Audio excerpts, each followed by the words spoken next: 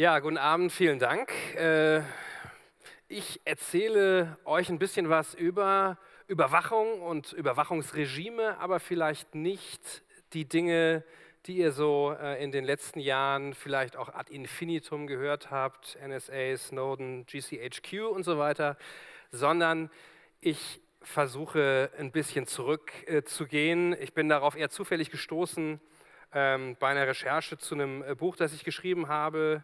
Der Kaffeedieb heißt das. Das ist eigentlich ein historischer Roman im 17. Jahrhundert, aber da habe ich gemerkt, dass gerade in Europa diese Überwachungsregime und diese Überwachungskultur doch viel tiefer verwurzelt ist, als man vielleicht annimmt. Ja? Die Amerikaner haben das nicht erfunden. Wenn man sich das anguckt, wie lange wir schon überwacht werden und wo wir überwacht werden, gibt es manchmal seltsamerweise so Orte, die immer wieder auftauchen. In diesem Fall ist das Frankfurt. Frankfurt, dreimal Überwachung. Das Bild ganz rechts ist kein Ort in dem Sinne oder ein virtueller Ort, das ist ein Server von D6, dem größten Internetknoten der Welt, bei dem es immer wieder starke Vermutungen gibt, dass der natürlich ganz ideal ist, um ihn anzuzapfen und dort viele interessante Informationen abzuziehen als Geheimdienst. Aber das zweite Bild, das in der Mitte, wer schon mal in Frankfurt war, kennt vielleicht diesen Turm am großen Eschenheimer Tor an der Zeil. Und das Gebäude, das hinter diesem Turm zu sehen ist, das ist das Fernmeldehochhaus. Das stand da in den 60er, 70er Jahren. Und alle Ferngespräche, Auslandsgespräche per Telefon, die in Deutschland rein oder rausgingen, die liefen über dieses Gebäude, wurden da gebündelt. Und wer saß in dem Gebäude noch? Die NSA auf mehreren Etagen. Und wenn man jetzt noch weiter zurückgeht in Frankfurt, dann kommt man zu diesem sehr schönen Gebäude. Das ist der Eingang zur alten Frankfurter Hauptpost gewesen. Gehörte zum Thurn und Taxis Palais. Die Familie Thurn und Taxis, die hat den Postdienst im Deutschen Reich, im späten Mittelalter, im Barock organisiert. Und auch dort liefen Informationen von überall zusammen und wurden dann ausgewertet. Also das wurde im 17. Jahrhundert gemacht. Das wurde im 20. gemacht, das wird im 21. gemacht, alles in Frankfurt. Jetzt ist es natürlich klar, dass immer schon mal jemand auch vor langer Zeit auf die Idee gekommen ist, Informationen abzugreifen. Also schon in der Antike sind natürlich strategisch wichtige Briefe geöffnet und gelesen worden. Und auch schon im Mittelalter sah sich Martin Luther sogar befleißigt, eine ganze Schrift zu verfassen, die heißt von heimlichen und gestohlenen Briefen, wo er sagt, also ein Dieb ist ein Dieb, er sei Briefdieb oder Gelddieb, also auch der Briefdiebstahl sei ein schweres Verbrechen. Denn so ein Brief könne sehr wertvoll sein. Was aber eben erst, und das fand ich spannend, erst im 17. Jahrhundert passiert, ist, dass es so Überwachungsinfrastrukturen gibt. Also dass es wirklich eine organisierte Überwachung von Informationsflüssen gibt durch den Staat, wo der Staat sehen will, was tun meine Bürger. Vorher war das alles nur punktuell. Jetzt ist natürlich die Frage, warum sind diese Überwachungsregime erst im 17. Jahrhundert entstanden? Was braucht man eigentlich für so ein gescheites Überwachungsregime? Und man braucht im Prinzip drei Dinge. Man braucht ein effektives Staatswesen, man braucht strukturierte Informationsflüsse und man braucht drittens Bedrohungen und Feinde. Wenn man sich das mal ein bisschen genauer anguckt, hier sind zwei Herren zu sehen. Den linken kennen wahrscheinlich die meisten von euch, das ist Louis XIV., der französische Sonnenkönig. Und der steht ja so für den Absolutismus, ne? Und der Staat bin ich. Und das war eigentlich einer der ersten Herrscher, die einen bürokratischen Apparat hatten, der Informationen wirklich strukturiert sammeln, aufbereiten und analysieren konnte. Und das war teuer. Und der Louis hat seinen Finanzminister Jean-Baptiste Colbert, das ist der Mann rechts, beauftragt, für ihn rauszufinden, was denn die Bürger sich so schreiben und was die so reden. Und es ist ganz bezeichnend, dass der linke Herr ist natürlich sehr prunkvoll dargestellt und der rechte, Colbert, hat in seiner Hand auf diesem Porträt einen Brief. Denn die interessanteste Informationsquelle damals waren natürlich nicht E-Mails, sondern Briefe. Das war das erste Jahrhundert, in dem es wirklich massive Informationsflüsse gab. Man redete damals von der République des Lettres, also praktisch von einem weiteren virtuellen Staat neben den realen Staaten, der sich im Prinzip aus Briefen zusammensetzte. Das war so der erste Infospace, vielleicht das erste Proto-Offline-Internet, könnte man sagen. Und innerhalb dieser République des Lettres tummelten sich die Leute, meistens trafen sie sich in den Kaffeehäusern und diskutierten. Diese Kaffeehäuser waren im Prinzip die ersten Social Networks. Ne? Wilt thou be my visage book friend? Ja? I saw her on ThouTube, it was ghastly. Das ist ein altes Cover aus dem Economist. Und es gab natürlich, wie man es da unten sieht, es gab schon Pamphlete, man las da Briefe, man las Pamphlete, man diskutierte. Also es gab das erste Mal wirklich diese ganzen Informationen, die verfügbar waren, die schriftlich verfügbar waren und die auch wirklich schon rumgingen. Also das hier ist eine Karte von Frankreich von 1716 und ja, die ist so kleinteilig, dass man es nicht gut sehen kann, aber das hier, wo immer die Städte dran stehen, das sind die Postläufe. Ja? Also das sind die Briefläufe, wo überall schon Postlinien waren und wo schon Informationen hin und her geschickt wurden. Also wir haben im 17. Jahrhundert diese ganzen Informationen. Es können schon sehr viele lesen und schreiben und tauschen das aus. Sie schicken Briefe hin und her. Wir haben außerdem diesen absolutistischen Staat, der auch in der Lage ist, schon relativ organisiert an dieses große Informationsflussthema ranzugehen. Und wir haben drittens, das brauchen wir natürlich auch, für ein gescheites Überwachungsregime, irgendeine wahrgenommene Bedrohung. Sonst würde man ja nicht versuchen, seine Untertanen zu bespitzeln. Das ist die Bedrohung Nummer 1. Das hier ist Karl I. von England, den hat man 1650 geköpft. Und sein Volk ist gegen ihn aufgestanden und vorgegangen. Und das war ein wahnsinniger Schock für die Herrscher der damaligen Zeit. Und die haben sich alle gesagt, das hat bestimmt wehgetan. Und ich muss jetzt mal ein bisschen genauer wissen, was meine Untertanen eigentlich denken und was sie sagen. Das ist sozusagen die ganz konkrete Bedrohung. Die bisschen diffuse Bedrohung ist, dass wir uns natürlich in der zweiten Hälfte des 17. Jahrhunderts vor allem in der Periode der Aufklärung befinden, wo einfach alles hinterfragt wird. Auch die Legitimation von Königen wird hinterfragt. Warum sitzen die überhaupt auf ihren Thronen? Es wird da viel drüber disputiert. Es gibt auch schon viele Schmähschriften gegen Herrscher. Auch das ist den Königen natürlich nicht recht und sie wollen wissen, was da passiert. Was machen sie also? Sie führen eine Postkontrolle ein.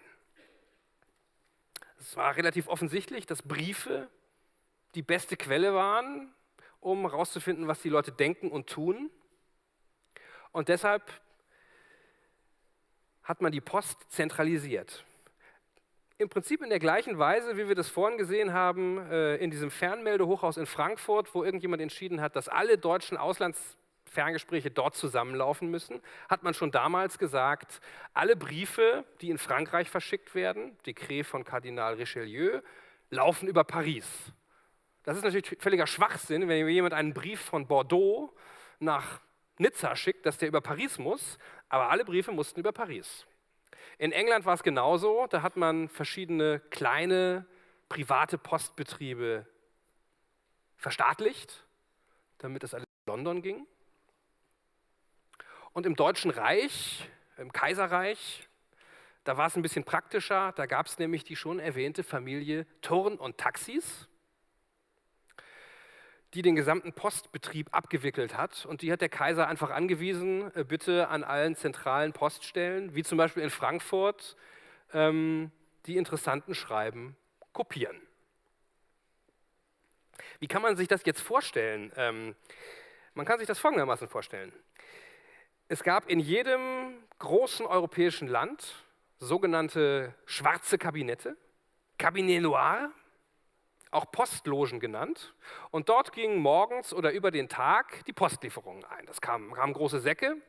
Dann saß da ein Beamter, der hatte eine Liste mit verdächtigen Adressen, Absender, Adressaten. Im Prinzip eine Selektorenliste, ja, würde man heute sagen. Und dann wurden die interessanten Briefe ausgewählt und dann wurden die, wie man das damals gesagt hat, sie wurden erbrochen, die waren ja versiegelt. Also entweder hat man die Siegel mit einem heißen Draht abgelöst oder man hat einfach wieder Siegel aufgebracht. Also ein gutes schwarzes Kabinett hatte natürlich nicht nur sämtliche Papiersorten und sämtliche Wachsfarben, sondern auch die Siegel aller wichtigen Herrschaftshäuser. War also kein Problem, das so zu machen, dass es keiner merkt. Es musste auch relativ schnell gehen, weil schon damals die Post so zuverlässig war, dass wenn ein Brief länger als 3 oder 4 Stunden in diesem Kabinett war, bevor er weitergeschickt wurde, dann wäre es aufgefallen. Also da saßen in den großen Kabinetten Dutzende von Leuten und haben diese Post bearbeitet und sogenannte Interzepte erstellt, also Kopien der abgefangenen Briefe. Erfunden haben es quasi die Franzosen, die haben es als Erste gemacht. Louis XIV. Hat sich täglich die schönsten Bytes und Bits aus den Briefen vorlesen lassen. Die Österreicher haben es ebenfalls gemacht. Der Kaiser in Wien, der ja auch sozusagen der Chef des Deutschen Reiches damals war, hatte das geheime Ziffernkabinett in der Hofburg und das war quasi die NSA-Zentrale des 17. und 18. Jahrhunderts. Dort wurden täglich weit über 100 Briefe interzipiert und kopiert und dann ausgewertet. Da saßen Leute, die mathematisch sehr begabt waren, dass sie also auch chiffrierte Briefe lesen konnten, die alle mehrere Sprachen konnten, Kalligraphen. Es war mehr so ein Laboratorium als wirklich ein Büro und es war extrem professionell. Jetzt natürlich die Frage, hat das jemand mitgekriegt? Ja. Also eigentlich haben es alle gewusst. Also Montesquieu hat schon kurz nach der Einführung der Briefdienste in Frankreich gesagt, jetzt gibt es keine Privatgeheimnisse mehr, jetzt sind alle Geheimnisse öffentlich. Und er hatte natürlich recht.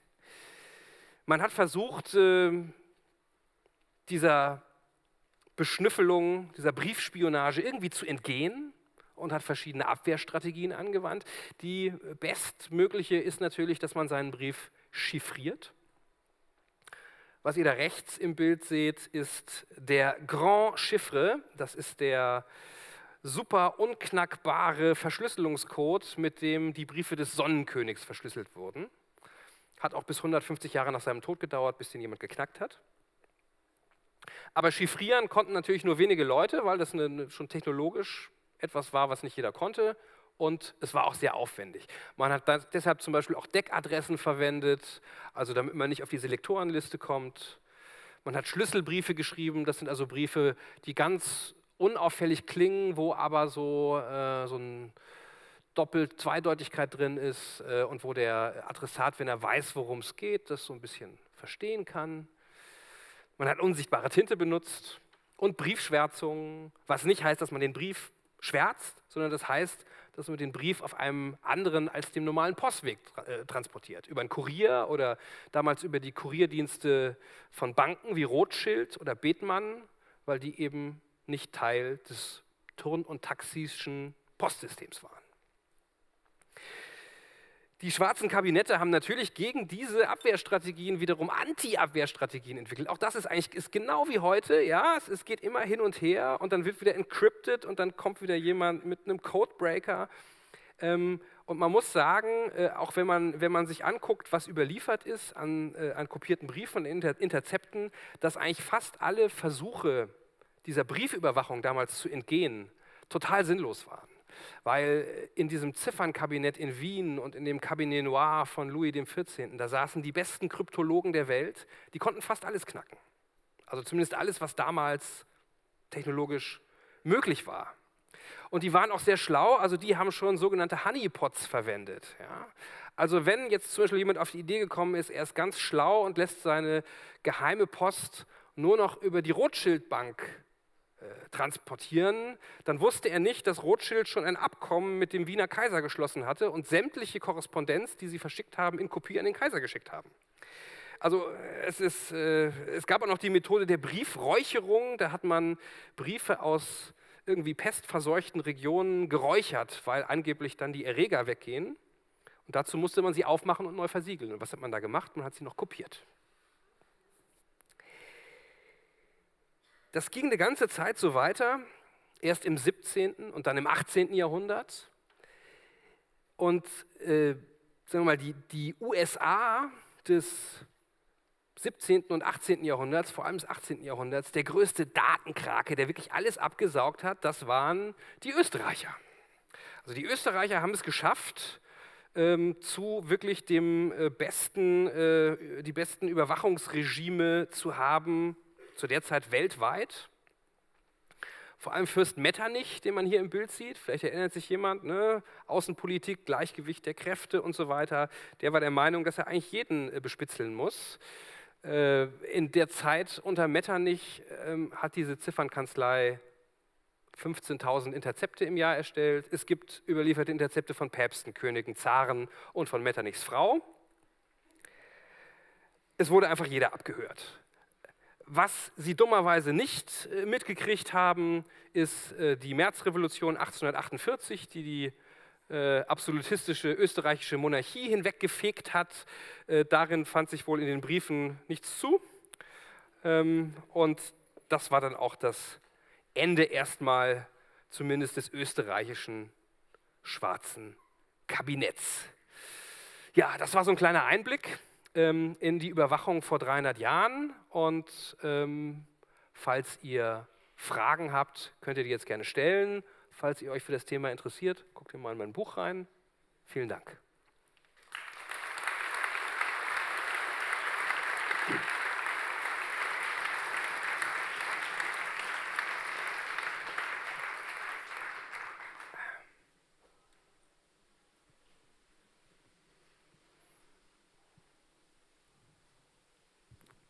Hi, danke für den Vortrag, war sehr interessant.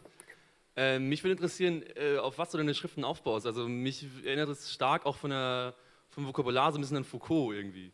Also auch gerade das Regime irgendwie und so die Methode so zurückzugehen und das alles irgendwie. Und hast du Foucault gelesen und bist darauf gekommen, oder? Ja, ich hab auch Foucault gelesen, aber ich bin drauf gekommen, weil ich einfach, leider etwas weniger intellektuell, also das mit dem Foucault ist lange her, aber mir sind diese Überwachungsideen von Foucault sind mir ein Begriff, aber in dem Fall wollte ich ich war einfach dabei, so einen historischen Thriller zu schreiben und ich habe ja mal so einen Science-Fiction-Krimi namens Drohnenland geschrieben, wo es auch um Überwachung ging und ich wollte eigentlich nicht schon wieder über Überwachung schreiben, aber je mehr ich mich damit beschäftigt habe, umso mehr habe ich gesehen, dass man eigentlich gar keinen Thriller im 17. Jahrhundert schreiben kann, der sich nicht mit Spionage und Überwachung beschäftigt, weil das da wirklich ein tief in der Gesellschaft verwurzeltes Thema war.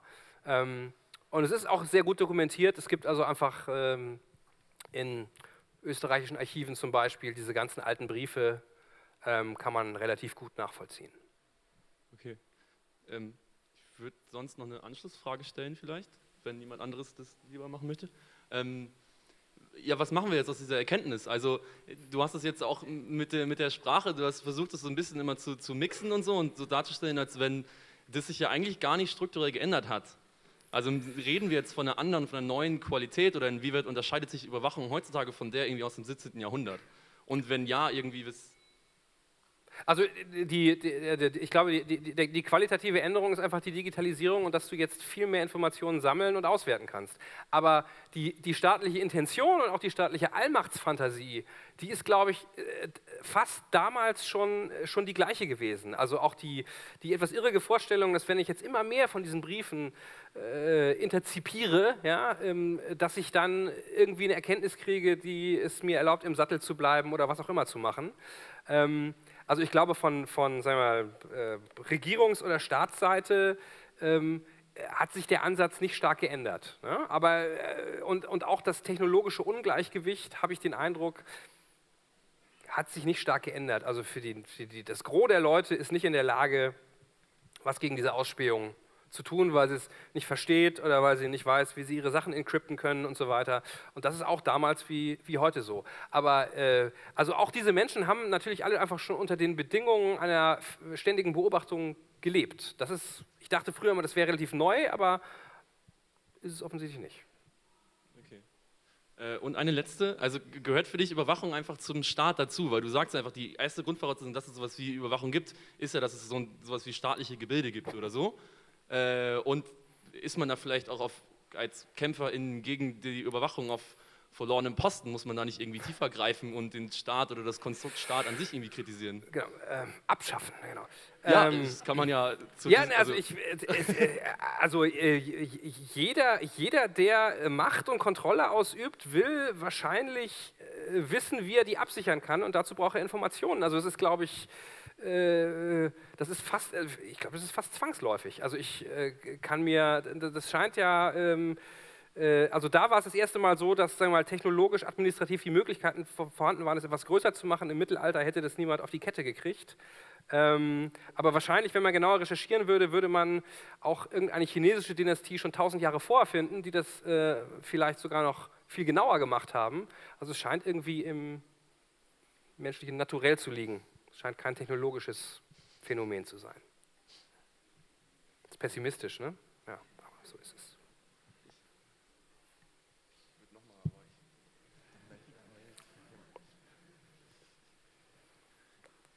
Maximal 3 Fragen, bitte. Fange ich mit der dritten an. Also die NSA-Identität habe ich gerade vergessen, aber die Frage, gibt es so einen goldenen Schnitt für Überwachung? Also wenn man es übertreibt, also Ostblock oder Libyen oder sonst wie, dann ist das vielleicht ein bisschen kontraproduktiv, und viele Revolutionen wurden ja auch gar nicht vorhergesehen. Aber gibt es da so ein Optimum, was man so Regierungen empfehlen könnte, weil sie es treiben dürfen? Naja, also man hat schon damals gesehen, wo ich gesagt habe, es war ein offenes Geheimnis, dass man überwacht wurde. Also bei den Österreichern, die waren zum Schluss so frech, dass zum Beispiel die Engländer haben gesagt, unser Postverkehr, der in unser Imperium geht, der ist bitte weiträumig um Österreich und Deutschland herumzuleiten. Das haben die wirklich gemacht. Die haben die Post nach Übersee, haben die in so Zinnkisten verschlossen und haben die zugelötet. Ja? Also das hat schon auch Kosten. Und ich glaube, also vor allem, also wenn man ganz leidenschaftslos ist, die Kosten-Nutzen-Analyse, also wenn einen dafür wirklich alle hassen und keiner mehr mit einem spielen will, dann sind die Kosten wahrscheinlich zu hoch. Ja? Aber wie man das genau quantifizieren kann, also ich meine, es ist sicherlich so, dass es auch Fälle gibt, wo diese Überwachung funktioniert hat. Also, ich weiß nicht, ob sich jemand erinnert an die Türken vor Wien, und wer hat Wien gerettet? Der polnische König, der da aufmarschiert ist mit 100.000 Mann. Und der ist dann nur deshalb aufmarschiert, weil er Schmähbriefe des französischen Botschafters von den Österreichern zugesteckt gekriegt hat, wo er als notgeiler, feiger Hund bezeichnet wurde, mal so auf Deutsch gesagt. Und dann hat er gesagt, dann bin ich jetzt kein Freund mehr der Franzosen, sondern jetzt bin ich jetzt ein Freund der Österreicher und jetzt rette ich mal Wien. Ja? Also in dem Fall hat die Überwachung einen großen Nutzen gebracht, aber die Kosten-Nutzen-Analyse ist wahrscheinlich, also ich finde es schwierig, kann ich keine letztendlich befriedigende Antwort, glaube ich, drauf geben.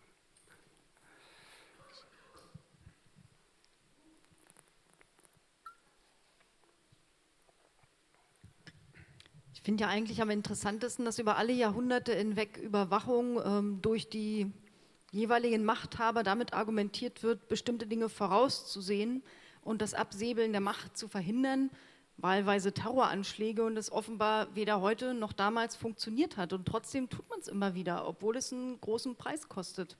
Warum sind die eigentlich so doof?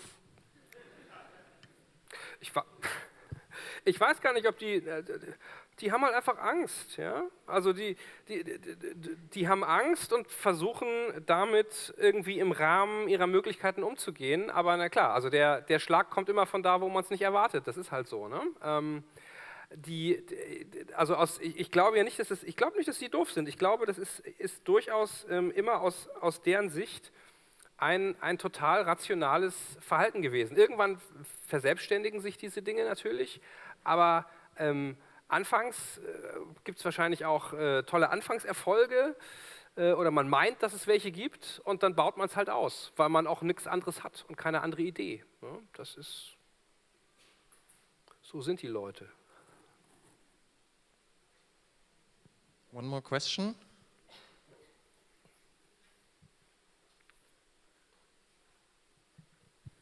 Aber historisch betrachtet scheint es dann ja egal zu sein. Also Regime scheinen ja trotzdem unterzugehen und neue zu entstehen. Oder also können wir daraus ableiten, dass die Überwachung, mit der wir jetzt zu kämpfen haben, eigentlich vielleicht gar nicht so schlimm ist, weil es trotzdem irgendwann das neue, bessere System geben wird? Ich weiß nicht, ob es da eine Korrelation zwischen der Überwachung und dem Imperium gibt. Also es gibt immer halt, es darf ja jeder mal das Imperium sein. Ne? Also in Europa sowieso, die Portugiesen durften es mal sein, die Spanier, Deutsche hat nicht so gut geklappt, Franzosen, aber jeder durfte mal und dann geht er irgendwann unter. Also das hat aber, glaube ich, nichts mit Überwachung zu tun, es ist einfach so. Und also wahrscheinlich gehen die Amerikaner einfach auch in 50 Jahren unter. Und dann wird auch niemand mehr über ihren Überwachungsapparat reden, sondern über den von irgendjemand anders. Aber das ist, glaube ich, ja, in dem Moment, wo du das Imperium bist, hast du wahnsinnig viel Angst davor, sehr tief zu stürzen und du kannst von da oben auch gar nicht mehr sehen, was die da unten alle machen. Und deshalb versuchst du eben, das mit nachrichtendienstlichen Mitteln irgendwie gerade zu biegen. Und am Ende funktioniert es aber nie. Wir haben noch Zeit für eine Frage und ich schaue mal da hinten hin, wo ich nicht sehe wegen, ja, der Blendungen.